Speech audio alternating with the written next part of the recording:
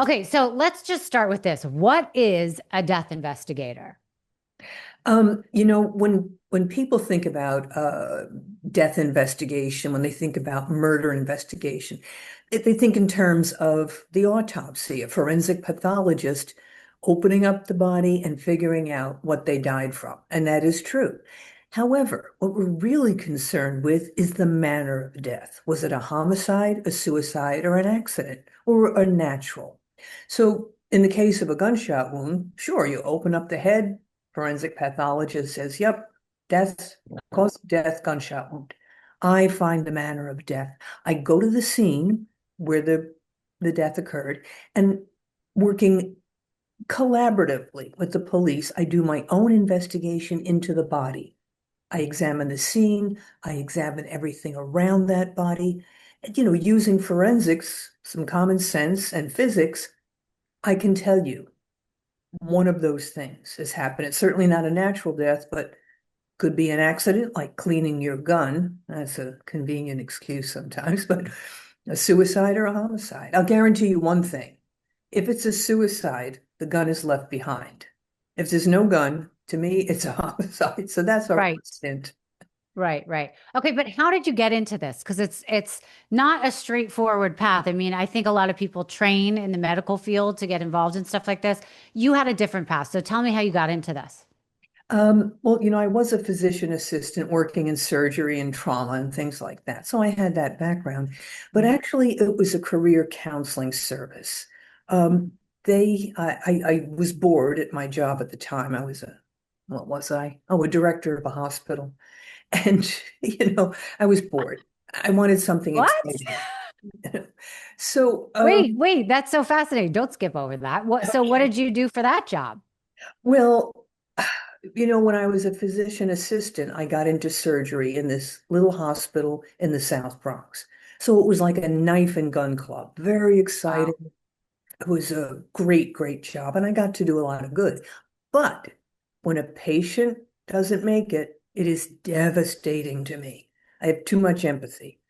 Wow. Um, so then they promoted me to director of, public affairs, politics, blah, blah, blah. But that's Mhm. not my thing. So I go to this career counseling service. They give me all those tests, Minnesota multiphasic, Rig Myers, blah, blah, blah. And my counselor said, you should either be a poultry veterinarian or a coroner. I said, poultry, why that? He said, well, you're good with diagnostics. You'd make a good veterinarian. But if it was puppies and kittens you were working with, well, it would break your heart if they didn't Right. do well. Chickens, on the other hand, have beady little eyes. Nobody cares about them. They'd be perfect for you. I said, I'll take the dead people. Oh So my gosh. So, That's hysterical. coroner, that was a great idea. And I thought, well, I won't get involved because they're already dead. I forgot they have families and you Yeah. get very involved. So the counselor said, call the one person in New York who you think has the best job in the world. I called the chief medical examiner, Dr. Charles Hirsch. He said, sure, come on in. And we talked and they offered me a job No way. as That's a death. amazing. Yeah, isn't that something? That is something. So what was your first role? Like, what did you have to do? Well, the first thing I did was about 3 months of training. I went to the NYPD Homicide School, Criminal Investigation School. I went to the FBI's Scene Investigation School. And Mhm. all the while, I went out on every single case in New York City with experienced investigators, with seniors. And there I learned how to examine the body, how to document it, photographs, sketches, how to interpret the findings there on the scene, and how to work closely with the police, yet independently. Because Right. we disagree sometimes, and I love working with cops. I come from a cop family. Oh, So, so I would go in there and have an absolute ball. It was the most interesting job on earth for a right. while. Oh gosh. Well, okay, but hold on a second. So I understand this is an independent job of the police department. So you work for the medical examiner's office? That's correct. Yeah. Okay, but you're not one of the medical examiners who's doing the autopsy. It's in the field work where you're dealing with the actual body before it makes it to the morgue. Right. I'm seeing the body in its original context at the scene. Right, So when I give my photographs and my written report to the medical examiner, they now have a context for the death. So a right. gunshot wound becomes a suicide or a homicide or an accident. So is it always that a death investigator shows up, or sometimes does the police just handle this part? The police have to call us if someone dies alone. So if they call and say, I've got an 85-year-old woman in a locked apartment, windows are locked, but her son got concerned and called us. Everything's perfectly normal. There's no trauma. She's in bed. And we got her physician's name off her heart medication, called him, and he says, it's fine. He'll sign the death certificate. But I don't have to actually go to the scene. Got it. I do have to check it out in that way. But like, did you ever follow the Ellen Greenberg case? I think it was where the girl was found stabbed and in a locked apartment, and her fiance said that she stabbed herself 20 times in the back of her neck or something. Do you know which one I'm talking about? Yes, I do. Just recently that came up. Yeah. So my question with that is, do you think they called a death investigator? Because the whole issue became with the medical examiner, and they're trying to get him to change his testimony or whatever, his Mhm. findings. And if there was a death investigator present, I would think that there would be a lot more to talk about. But it seems like people didn't like what he had to say. What were your thoughts on that Um, case? yeah, as I recall, it was classified as a suicide Right. based on the locked door. And the family is more concerned that it would be a homicide. And do you remember the jurisdiction where this took place? What town it was? I Or think it was in Philadelphia. George, you can correct me if I'm wrong. okay. I believe it was in Philadelphia. Okay, then there would have been a death investigator at the scene. Philadelphia's well, it has good protocols, very good ME's office. So they would have sent an investigator. So here's the thought. Is it possible for a person to stab themselves in the back of their neck 20 times? Yes, it is. So when I got to that scene, and I noted that the doors were locked and the windows, very important, and I asked the police, how did you get in? Um, if it's just the bottom lock, then it could be a slam lock. So Mm, I want to know that the bolt was secured. right. So it's easy to get in with a slam lock. Um, so if the position was such that she could have taken a knife and stabbed herself like this, I'll believe it because I've seen it. But why would anyone do that? The reasons for suicide are varied, but in my mind, I classify them as two different types. One, or actually three. One is the sad suicide. A Mhm. broken-hearted person takes an overdose of sleeping pills and peacefully goes to sleep in bed and never wakes up. Or the angry suicide, um, jumping off a building into a crowded sidewalk. The kids that go and do school shootings. Mhm. They go out there, they shoot all these children, and then they shoot themselves. Mhm. Now, why didn't you just kill yourself? Because they're angry and they want to make a big statement that people will never forget them. And it Right. shows, hey, you didn't take care of me. So there's a third kind, though, that I recently has come to my attention, and that's the sort of psychotic break suicide.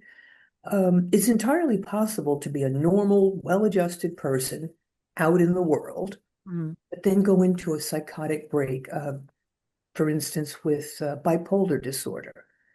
And to harm yourself like that, is it difficult, painful, and a little crazy? Yeah, it is. But I've seen it done. Still, one man who shot himself in the heart twice. The first time he didn't die instantly. He said, oh, what the hell? I got another few minutes here. He shot himself again. Oh my gosh. And that time he made it. I mean, he didn't make it, he died. Right, right. Accomplished what he was trying to do. Um, I have seen people stab themselves repeatedly across their torso, even in the back. Uh, Mhm. it's almost like a self-punishment. Mm. Think of it. Yeah. Yeah, there's something about that that's self-hatred. Yeah. It's possible. If I were at that scene, I would be reenacting with everybody. Get a woman her size, her approximate age, her health condition, and see, can we do that? Could we Right. reenact that step? So, okay, let's go into the first like 90 seconds of a scene. Like, talk about what you're looking for. Are you going in always skeptical of everything? Like, does somebody start with you walking in, like we see in the movies, you go under the rope or whatever, and they're like, yeah, it's a classic suicide? Or are you like, let me tell you what it is? Exactly, that's me. When the dispatch person calls me and says, Barbara, you've got a homicide in the 2-3 precinct, I say, who says? Well, the police said, no, no, it's not a homicide until I say it's a homicide. Right. I love that. And I'm not saying anything because then I'd get a preconceived notion. And what would I look for? Homicide. So Mm. I look for everything. So in that first 90 seconds, I get to the door and I ask well, may I be a little, I use Of course. Use whatever vulgarities? language you want. Yeah. Okay. So I asked the HMFIC, that's the head motherfucker in charge, what what have you got here?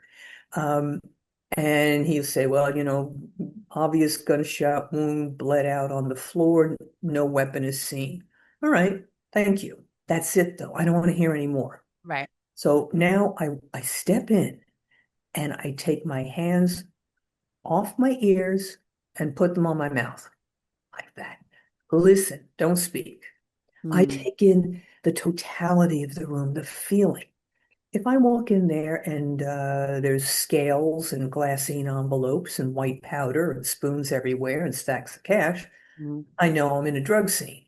If Mm. I come into a home and there's Birkenstocks and library shelves, PBS tote bags, that's a whole nother kind of life. So how Yeah. you live often determines how you die. So I Wait, do take you ask for a few minutes alone, or are there like cops and people walking all over the place while you're doing all this? once they got used to me, all I'd have to do is, hey guys, give me a second, and I'd just take it in. I'd walk through carefully, and then so I don't close in right away on the body. Okay. I want the totality of it. Okay. So So, I'll photograph and sketch everything, and gradually I'll close in on the body. right. And then what are you looking for in a body to determine time of death, all the things that you're looking for? What do you get from the body?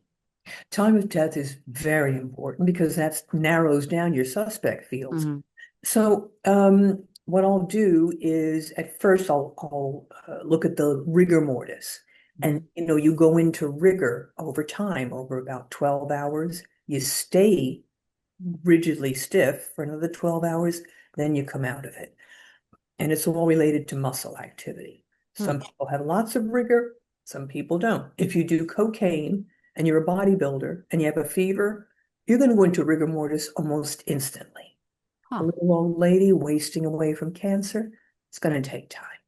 So I check that. Then the alga mortis, that's the settling of blood. If you're lying on your back, the back should be purplish red as the blood settles. But if it's half on your back, and then I see that you're on your stomach, that means somebody moved the body after death. Oh, could it not be a bruise from a fight they had before their death? There's a difference. I can tell the difference between a Okay. bruise and They this. look different. Okay. Absolutely. Um, so I'm looking for, oh, and then the alga mortis, that's the temperature of the body. And I Okay. take a rectal temperature, but I do that last because I don't want to start messing with the body or moving it around yet. Hmm. Um, as I close in on the body, I get a sense of who this person is. Do I smell alcohol? Do I see multiple track marks from drugs for heroin injection or other injection? And do I have a, a sense of what happened in this room? There's sort of a choreography of murder. You know, if I see someone with their throat slashed, Hmm. and against the wall, there's like a spray of blood, and then a second spray lower down. Now I know they were standing there when someone cut the throat, and when the carotid artery was transected, the blood sprayed out under high pressure. Then Hmm. the second spray was less pressure.